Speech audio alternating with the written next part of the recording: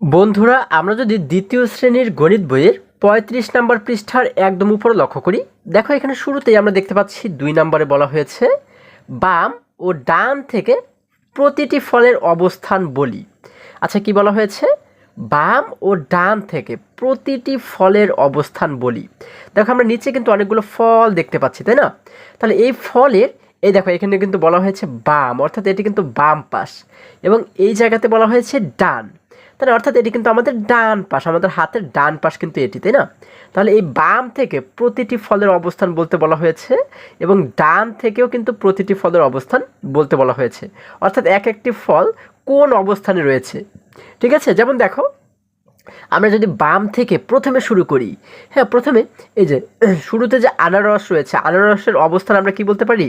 আমরা বলতে পারি প্রথম। দেখো আনারস রয়েছে কিন্তু প্রথমে, তাই না? তারপরে এই যে কি, এটি কিন্তু একটি আপেল, তাই না? আমরা দেখতে পাচ্ছি আপেলের অবস্থান হচ্ছে কি দ্বিতীয়, তাই না? এরপরে রয়েছে আঙুর ফল। আচ্ছা, তাহলে আঙুরের অবস্থান হচ্ছে তৃতীয়।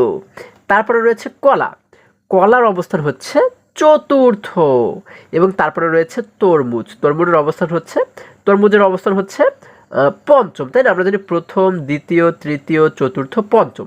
আবার একই রকমভাবে যদি ডান পাশ থেকে আমরা লক্ষ্য করি, দেখো ডান পাশ থেকে প্রথমে রয়েছে কি? প্রথমে রয়েছে হচ্ছে তরমুজ, তরমুজ হচ্ছে প্রথম, তাই না? তারপরে রয়েছে কলা, অর্থাৎ কলা হচ্ছে কিন্তু দ্বিতীয়, তাই না? তারপরে আঙুর হচ্ছে তৃতীয়, তারপরে আপেল, আপেল হচ্ছে চতুর্থ, এবং আনারস হচ্ছে পঞ্চম, তাই না? আচ্ছা, তাহলে আমরা দুই পাশ থেকে কিন্তু অবস্থান বললাম। আচ্ছা, এবারে যদি আরেকটু নিচে লক্ষ্য করি, দেখো এখানে আমরা দেখতে পাচ্ছি ২ নম্বরে বলা হয়েছে ৫ জন শিক্ষার্থী হাতে হাত ধরে আছে। আমরা কি দেখতে পাচ্ছি? এই দেখো ৫ জন শিক্ষার্থী কিন্তু এখানে হাতে হাত ধরে আছে, তাই না? আচ্ছা, তাহলে এটি কিন্তু বাম পাশ, এবং এটি কিন্তু ডান পাশ। ঠিক আছে, এই যে লেখা রয়েছে ডান। আচ্ছা, এবারে দেখো নিচে আমাদের ১ নম্বর প্রশ্নে বলা হয়েছে বাম থেকে ৪ জনকে গোল দাগের মধ্যে রাখি। তাহলে বাম থেকে বলা হয়েছে, বাম কোন পাশ? এই পাশ। এই বাম থেকে ৪ জনকে গোল দাগের মধ্যে আমাদের রাখতে বলা হয়েছে। তাহলে বাম হচ্ছে এই পাশ, তাহলে আমরা এই পাশ থেকে ৪ জনকে, দেখো ১ জন, ২ জন, ৩ জন, ৪ জন, এই ৪ জনকে আমরা কি করবো? একটি গোল দাগের মধ্যে রাখবো। তার মানে এই ৪ জনকে নিয়ে কিন্তু আমাদের একটি গোল করে দাগ দিতে বলা হয়েছে। ঠিক আছে? আচ্ছা, যদি আমরা একটু নিচে লক্ষ্য করি, তাহলে কিন্তু এই দেখো এই জায়গাতে কিন্তু সমাধান দেখানো হয়েছে, তাই না? বাম থেকে ৪ জন, তাহলে বাম থেকে এই ৪ জনকে আমরা কি করেছি? যে গোল দাগের মধ্যে কিন্তু রেখেছি, তাই না? আচ্ছা, এবারে ২ নম্বর প্রশ্নে কি বলা হয়েছে? বাম থেকে চতুর্থ জনকে, বাম কোন পাশ? এই যে বাম পাশ, তাহলে লেখা রয়েছে বাম, তাহলে বাম থেকে চতুর্থ জনকে গোল দাগের মধ্যে রাখি। তাহলে বাম থেকে এবারে চতুর্থ যে জন, চতুর্থকে দেখো আমরা জানি এটি ও হচ্ছে প্রথম, দ্বিতীয়, তৃতীয়, চতুর্থ, এই যে কিন্তু চতুর্থ। তাহলে চতুর্থ জনকে আমাদের গোল দাগের মধ্যে রাখতে বলা হয়েছে, তাহলে ওর উপরে কিন্তু আমরা একটি গোল করে দাগ দিব। এই দেখো নিচে কিন্তু দেখানো হয়েছে বাম থেকে চতুর্থ জন। আচ্ছা, প্রথম, দ্বিতীয়, তৃতীয়, চতুর্থ, এই চতুর্থ জনের উপরে আমরা কি করেছি? গোল করে একটি দাগ দিয়েছি, তাই না? আচ্ছা, তাহলে কিন্তু সমাধান করা আমাদের হয়ে গেল। এবারে যদি আর একটু নিচে লক্ষ্য করি, দেখো এখানে আমরা দেখতে পাচ্ছি ৩ নম্বরে বলা হয়েছে নিচের ৫ জন শিশুর মধ্যে আলীকে খুঁজে বের করতে হবে। এই দেখো নিচে কিন্তু আমরা ৫ জন শিশুকে দেখতে পাচ্ছি, ১ জন, ২ জন, ৩ জন, ৪ জন, ৫ জন। তাহলে ৫ জন শিশুর মধ্যে আলীকে খুঁজে বের করতে হবে। এখানে আলী কোথায়? হ্যাঁ, আলীকে কিন্তু আমাদের খুঁজে বের করতে হবে। তার বন্ধু বলল আলী দ্বিতীয় আসনে বসেছে। তাহলে তার বন্ধু কি বলেছে? আলী দ্বিতীয় আসনে বসেছে। আচ্ছা, তাহলে দ্বিতীয় কোনটা? আমরা জানি, আমরা যদি এই পাশ থেকে লক্ষ্য করি, তাহলে প্রথম, দ্বিতীয়, এই যে হচ্ছে আলী, তাই না? আবার এই পাশ থেকে যদি লক্ষ্য করি, তাহলে প্রথম, দ্বিতীয়। কিন্তু দেখো দ্বিতীয়তে তো আমরা এখানে দেখতে পাচ্ছি কি একজন মেয়ে শিশু রয়েছে, কিন্তু আলী তো একজন ছেলে শিশুর নাম, তাই না? তার মানে কিন্তু আমরা বুঝতে পারি কি এই পাশ থেকে প্রথম, দ্বিতীয়, এই যে কিন্তু আলী, তাই না?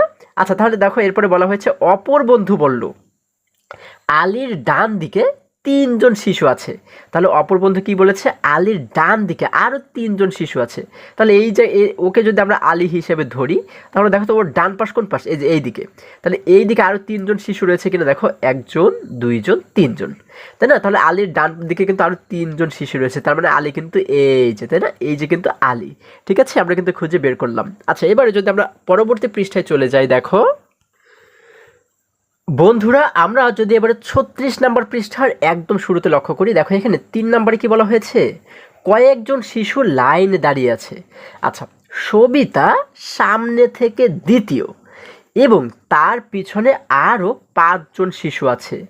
লাইনে কতজন শিশু আছে?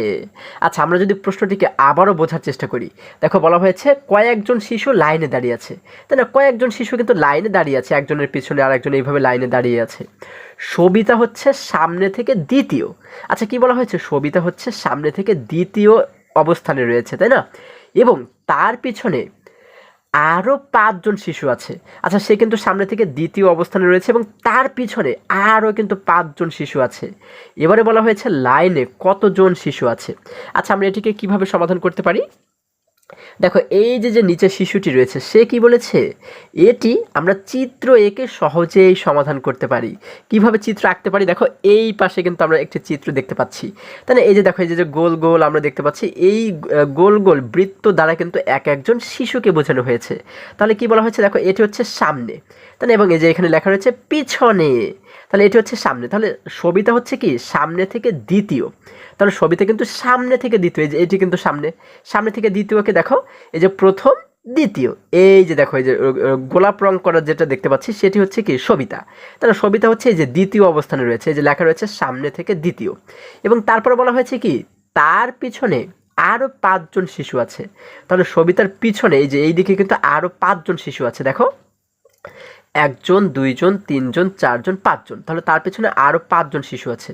এই যে লেখা রয়েছে পিছনে আরও ৫ জন শিশু, তাই না? তাহলে সবিতার পিছনে আরও ৫ জন শিশু আছে। এবার আমাদের কি বের করতে বলা হয়েছে, লাইনে কতজন শিশু আছে। তাহলে এই লাইনে মোট কতজন শিশু আছে, দেখো আমরা এটিকে কিভাবে বের করতে পারি। দেখো, এই যে সবিতা যেহেতু প্রথম থেকে সামনে থেকে দ্বিতীয় অবস্থানে রয়েছে, তাহলে প্রথম দ্বিতীয় এই সবিতা পর্যন্ত মোট কয়জন হয়েছে, কয়জন শিশু রয়েছে, ১ জন, ২ জন।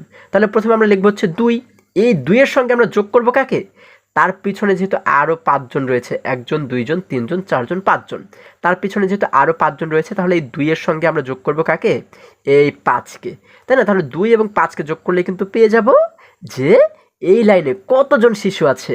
আচ্ছা, তাহলে দেখো এই যে নিচে কিন্তু আমাদের সেটিকে দেখানো হয়েছে, শিশুর সংখ্যা কিভাবে হিসাব করব। তাহলে আমরা প্রথমে কি করব, যেহেতু সে প্রথম সামনে থেকে দ্বিতীয় অবস্থানে রয়েছে, তাহলে ১ জন, ২ জন, এই দ্বিতীয় অবস্থানে যেহেতু রয়েছে, তার মানে এই পর্যন্ত কিন্তু ২ জন শিশু। তাহলে আমরা প্রথমে লিখব হচ্ছে ২। দেখো, ২-এর সঙ্গে আমরা যোগ করব কাকে, এখানে একটি যোগ চিহ্ন রয়েছে, ২-এর সঙ্গে যোগ করব কাকে, পিছনে কয়জন রয়েছে, পিছনে কিন্তু আরও ৫ জন রয়েছে, তাই না? ১ জন, ২ জন, ৩ জন, ৪ জন, ৫ জন, এই ৫ জন যেহেতু পিছনে রয়েছে, এই ৫ জনকে কিন্তু আমরা এখানে যোগ করবো, আমরা এখানে লিখে দেবো ৫। তাহলে ২ এবং ৫কে যোগ করলে মোট কত হয়ে যায়, দেখো এবার যদি সবাইকে একসঙ্গে গণনা করি, ১, ২, ৩, ৪, ৫, ৬, ৭, তাহলে সবাই মিলে ২ জন এবং এই ৫ জন মিলে মোট হয়ে গেল ৭ জন। তাহলে এখানে কত লিখে দেব, ৭। আমরা জানি ২ এবং ৫ মিলে হয়ে যায় ৭, ঠিক আছে? আচ্ছা, এইভাবে করে কিন্তু আমরা সমাধান করতে পারি, তাই না? আচ্ছা, এবারে যদি আরেকটু নিচে লক্ষ্য করি, দেখো এখানে ৪ নম্বরে দেখতে পাচ্ছি বলা হয়েছে কয়েকজন শিশু লাইনে দাঁড়িয়ে আছে। আবারও বলা হয়েছে কি কয়েকজন শিশু লাইনে দাঁড়িয়ে আছে। রাজু সামনে থেকে তৃতীয়, রাজু হচ্ছে সামনে থেকে তৃতীয় এবং পিছন থেকে পঞ্চম, পিছন থেকে হচ্ছে কততম, পঞ্চম। তাহলে লাইনে কতজন শিশু আছে? আচ্ছা, তাহলে আগের অঙ্কটির মতো আমরা যদি এটিকে যে এইভাবে করে চিত্রের মাধ্যমে একটু লক্ষ্য করি, হ্যাঁ, এই যে হচ্ছে দেখো, এই হচ্ছে শিশুদের লাইন, এই যে হচ্ছে সামনে এবং এইটা হচ্ছে পিছনে। তাহলে কি বলা হয়েছে, রাজু সামনে থেকে তৃতীয়। তাহলে এই যে হচ্ছে সামনে, সামনে থেকে তৃতীয় কোথায়, দেখো প্রথম, দ্বিতীয়, তৃতীয়, এই যে দেখো লাল রং করা, তাই না? আমরা দেখতে পাচ্ছি এটি হচ্ছে কি রাজু, এই যে ৩ নম্বরে কিন্তু রাজু। তাহলে এবারে বলা হয়েছে এবং পিছন থেকে সে পঞ্চম। পিছন কোনটা, এই যে হচ্ছে পিছন, পিছন থেকে সে পঞ্চম। দেখো প্রথম, দ্বিতীয়, তৃতীয়, চতুর্থ, পঞ্চম, এই যে বলা হয়েছে কি পিছন থেকে পঞ্চম। তাহলে সামনে থেকে সে তৃতীয় এবং পিছন থেকে পঞ্চম। তাহলে আমরা এবারে মোট কয়জন শিশু, এখানে লাইনে কতজন শিশু আছে কিভাবে বের করব। আমরা যেহেতু সে সামনে থেকে তৃতীয়, তার মানে কি করব, এই তৃতীয় পর্যন্ত কয়জন হয়, ১, ২, ৩, তৃতীয় মানে কি ৩ জন। তাহলে এই ৩ জনের সাথে যোগ করব কাকে, সে যেহেতু পিছন থেকে পঞ্চম, তাহলে একবার তো তাকে তো আমরা সামনে থেকে একবার হিসেব করেছি, তাহলে পিছন থেকে কিন্তু তাকে আর হিসাব করব না, তাই না? তাহলে সামনে থেকে যেহেতু তাকে আমরা হিসাব করে ৩ জন বানিয়েছি, এবারে সে যেহেতু পিছন থেকে কততম, পঞ্চম, পঞ্চম থেকে এই যে তাকে কিন্তু আমরা এবারে বাদ দিয়ে দেবো, কারণ তাকে তো আমরা একবার হিসেব করব, তাই না? তাহলে তাকে যদি বাদ দিয়ে দিই তাহলে থাকে আর কয়জন? আর থাকে কিন্তু 4 জন, তাই না? তাহলে এই 3 জনের সঙ্গে আমরা যোগ করবো কয়েকজনকে? এই 4 জনকে যোগ করব। 3-এর সঙ্গে যোগ করব 4। এই দেখো শিশুর সংখ্যা কিভাবে হিসাব করব? আমরা 3-এর সঙ্গে যোগ করব কাকে? 4-কে। তাহলে এখানে লিখব 3, এই যে এখানে লিখে দেবো 3 যোগ এই জায়গাতে লিখে দেবো কত? এখানে লিখে দেবো 4। আচ্ছা, তাহলে 3 এবং 4-কে যোগ করলে কত হয়? আমরা যদি এবারে এই প্রত্যেকটিকে গণনা করে দেখো, এই 3 এবং এই পিছনের 4 এগুলোকে যোগ করলে মোট গণনা করলে কত হয় দেখো? 1 2 3 4 5 6 7, কত হয়? 7 হয়।